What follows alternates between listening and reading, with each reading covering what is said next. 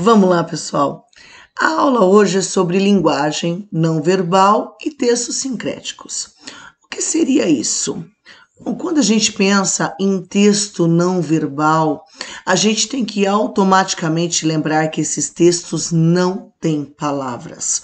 É somente a imagem, a escultura, a pintura, o desenho ou até outros sinais. Quando a gente fala em texto sincrético, a gente já está falando do quê? De textos que envolvem tanto a linguagem verbal quanto a não verbal. Nós temos as duas linguagens numa só imagem. Então, essa imagem vai trazer figuras e textos. E aí, como é exatamente um texto não verbal? Vamos começar por ele. Linguagem corporal, pinturas de toda ordem, esculturas, tirinhas que entram às vezes no não verbal, às vezes no sincrético, avisos de locais públicos. Sim, você lida com esse tipo de texto todo o tempo, mas infelizmente a gente nunca foi ensinado que isso é um texto não verbal. Vamos lá. O que é um texto? O texto é tudo aquilo que passa uma mensagem completa e que você vai receber e compreender aquela mensagem. Então, tudo, absolutamente tudo, e que tenha imagens e que você consiga compreender aquela mensagem é um texto não verbal. E aí, nós temos que lembrar então, se não tiver o uso das palavras, texto não verbal. Se tiver somente o uso das palavras, texto verbal. E se tiver misturado, certo? Palavras e imagens, textos sincréticos. Mas, como eu disse, eles são presentes na sua vida, mas tem alguns procedimentos que nós precisamos saber para ler esses textos. E vamos lembrar de um outro detalhe. No caso do Enem, de 6 a 8% das questões são de textos não verbais. Concursos públicos, você aí concurseiro, fica ligado também. Por quê? Porque são frequentes esse tipo de questão. Mas vamos diretamente agora aos procedimentos. Para procedimentos de leitura, para esse tipo de texto, o que você precisa? Primeiro, envolve todo o seu conhecimento de mundo. Você precisa tirar inferências a partir daquilo que você está vendo. Precisa trazer todo o conhecimento que você tem de bagagem. As formas da pintura ou da escultura, as cores utilizadas influenciam muito naquilo que quer dizer. As expressões, por exemplo, o rosto, o corpo, tudo isso, além de outros códigos. E aí você pergunta, como assim? Vamos ver o primeiro. Olha só, todo mundo anda na rua, todo mundo já se deparou com um semáforo, sinal, sinaleiro, certo? Dependendo da região, aí existe uma variação linguística quanto ao nome, mas todo mundo sabe o que é. Alguém, com certeza, já te disse o significado dessas cores. Mas olha só como o nosso conhecimento de mundo funciona. No semáforo, nós temos a cor vermelha para o pare, a cor amarela para o atenção e a cor verde para o siga. Não é isso? Você já reparou que em fitas de isolamento alguém está fazendo uma reforma ou tem um buraco na rua e a empresa de água está fazendo uma manutenção, eles usam uma fita amarela? Por quê? Porque o amarelo já está associado à atenção.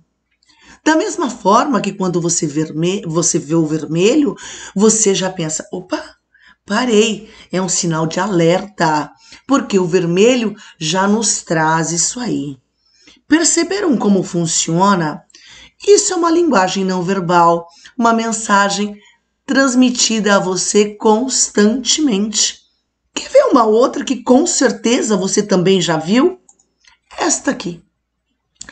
Quem nunca viu em qualquer hospital, qualquer posto de saúde, a enfermeira com o dedinho na boca. Precisa escrever faça silêncio ou silêncio? Não precisa. E o que significa essa imagem? Exatamente essa mensagem. Faça silêncio, não faça barulho. Olha lá, qual é o símbolo que essa imagem carrega? A cruz lá, ó, no chapeuzinho. Isso nos remete lá à cruz vermelha, lá da época da guerra, certo? Este tipo de texto é usado em qualquer posto de saúde ou hospital.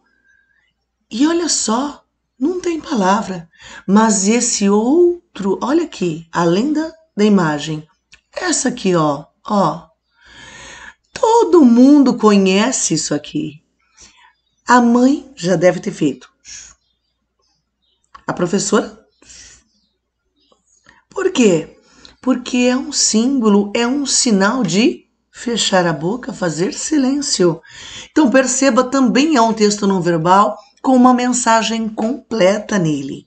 Agora vamos aprofundar, hein? Vamos aprofundar. Com base em tudo que a gente viu até agora, este quadro de Almeida Júnior de 1899 é um óleo sobre tela e tem o título de Saudade. Vamos olhar a imagem com detalhes. Uma mulher, certo? Vestida de negro, encostada numa parede de costas para a janela. Ela tem um chale preto passando pela boca, que ela tampa a boca. Olha a expressão dela. O que ela traz na mão? Vamos lá. Perceba agora mais aproximado. Olha a expressão.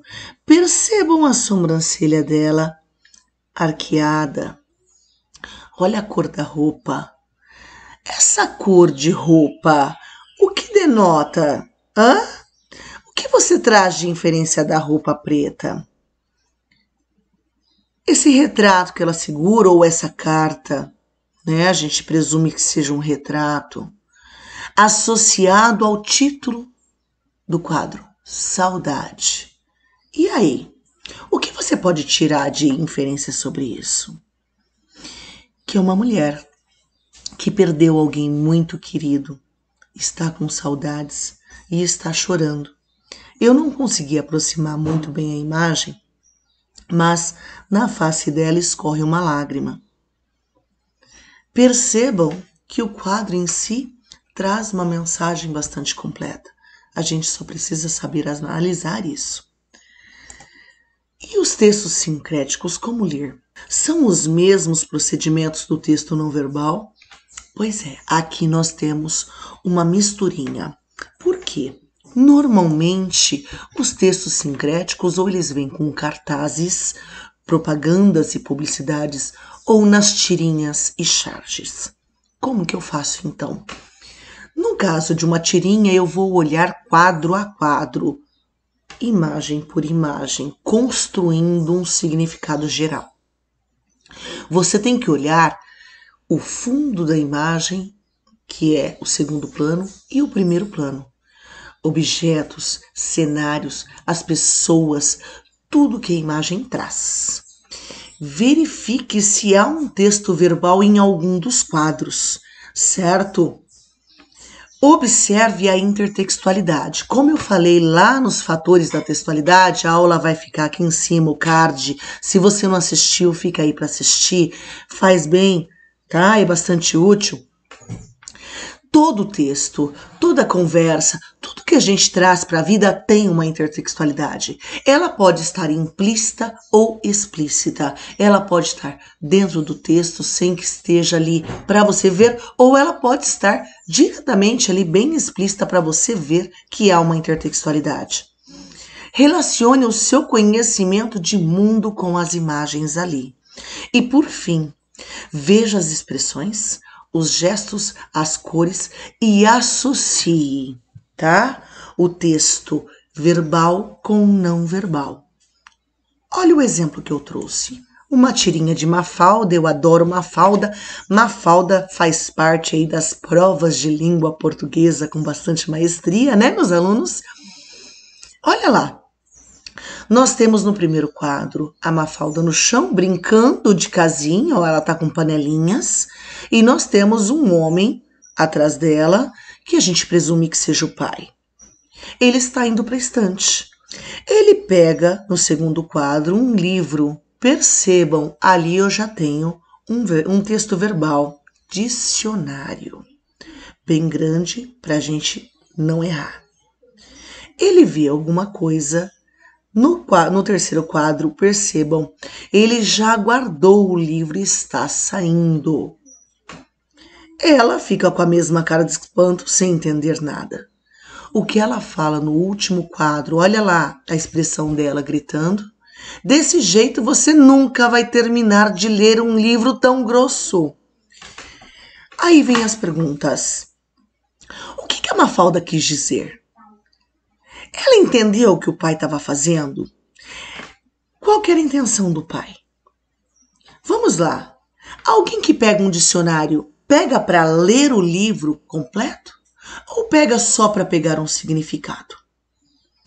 Ela entende ou ela já entende nessa fase aqui o que é um dicionário e qual o propósito dele? Vocês acham que ela quis dizer o que com isso? Ela não compreendeu bem a função do dicionário, certo? E ela também não entendeu que o pai só estava ali fazendo uma consulta. Percebam que todo texto traz alguma mensagem, seja ele não verbal, seja ele verbal, seja sincrético. Não esqueça de acompanhar as aulas do canal. Se tem dúvida ainda, coloca aí nos comentários, não se esqueça. Até a próxima. Se inscreva no canal, ative o sininho.